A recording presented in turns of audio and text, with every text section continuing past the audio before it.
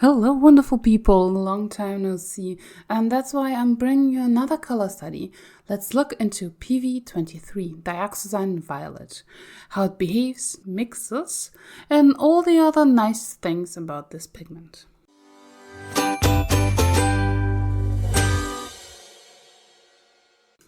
Dioxazine Violet with the pigment PV23 is a bright bluish violet with a lot of depth.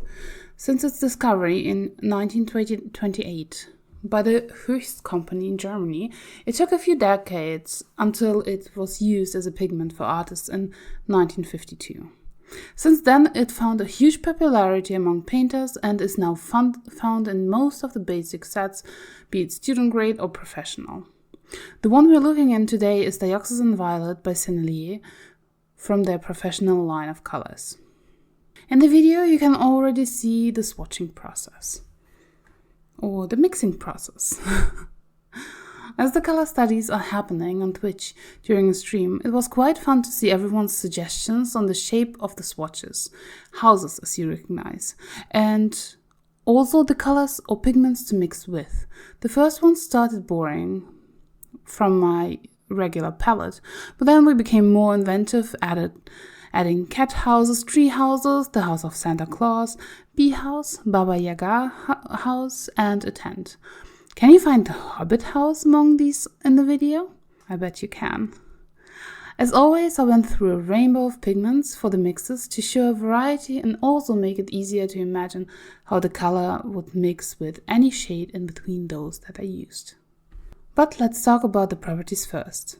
Dioxazine Violet is a semi-transparent to transparent pigment, very staining, very easy to wet, and strong tinting. Its lightfastness is rated high amongst most brands.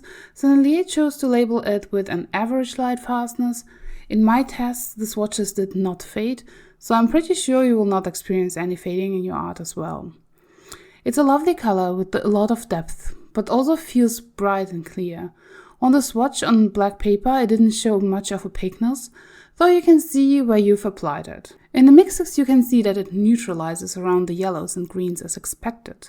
You can create some nice greenish browns with the cool yellows and more reddish browns with the warmer yellows.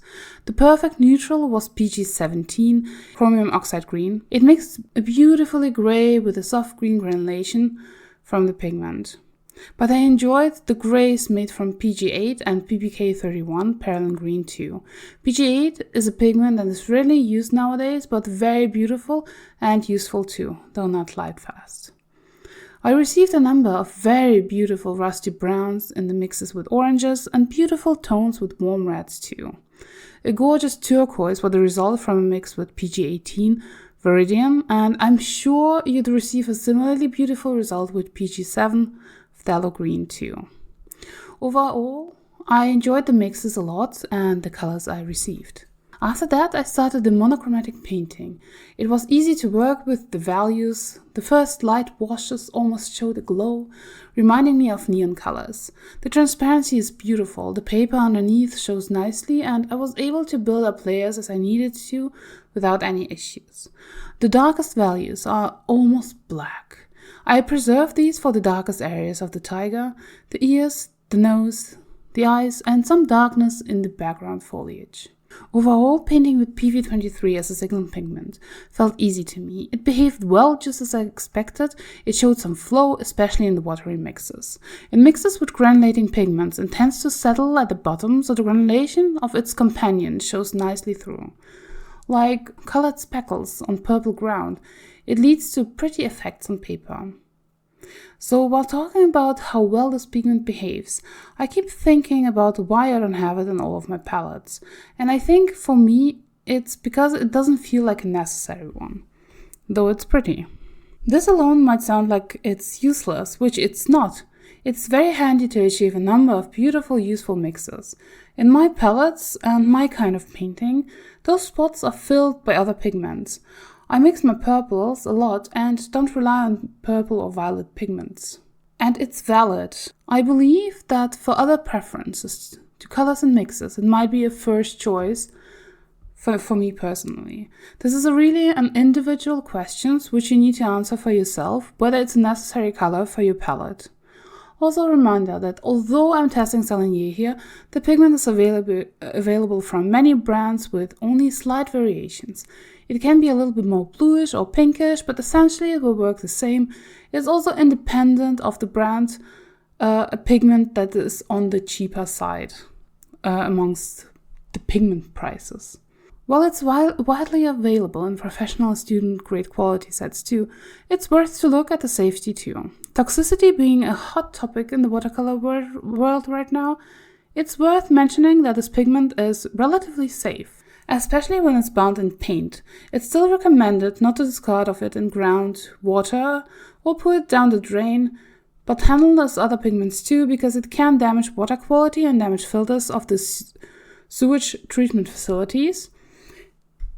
The contaminated packaging is not to add to recycled materials, but discarded as chemical waste.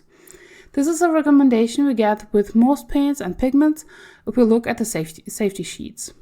Those also say that most of the danger lies in the dry pigment as usual. It can irritate lungs and cause pneumonia. The dust of PV23 pigment also can explode if there's a flame or electrostatic energy available. This is something paint makers need to look out for. Once bound into paint, this is not a risk anymore. So you're safe. Most of you, I think. I will link all my sources for this down below in the info box so you can read for yourself. Knowing this, I would also not add PV23 to my travel palettes to not accidentally release any of it into the environment. It also shows that pigments are still chemicals, and even when a pigment is not labeled toxic per se, it's not automatically safe. It's safe to use when you use it responsible, and this goes for all the pigments we have available. The toxicity is often reduced to, can I eat this? But is it something really worth asking when we handle paint? As adults, we should not eat paint, and when we give it to our kids, we should take care that they don't eat it either. PV23 is, because it's not toxic, used to create paints for kids too. The lovely purple in the cheap sets. This is it. We use it from kindergarten to adulthood and know this color so well, but still we need to pay attention to what it is and that we actually use there. It's not just paints, but other items too. We get accustomed to so much in our daily lives that we forget how dangerous things can be, so be mindful, precious people. I hope you enjoyed this little video about PV23, a pigment so well known to us and used by so many, so often unrecognized in the daily use, such as the Daniel Smith color Amethyst, which gains its color through PV23. If you're curious about the scans of these pages, check out the Sun Colors Patreon, which features all of the scans of all of the color studies I make. A link is down below. You can see other versions of this pigment on the database itself. Wish you all a nerdy day. Stay safe and healthy and enjoy painting.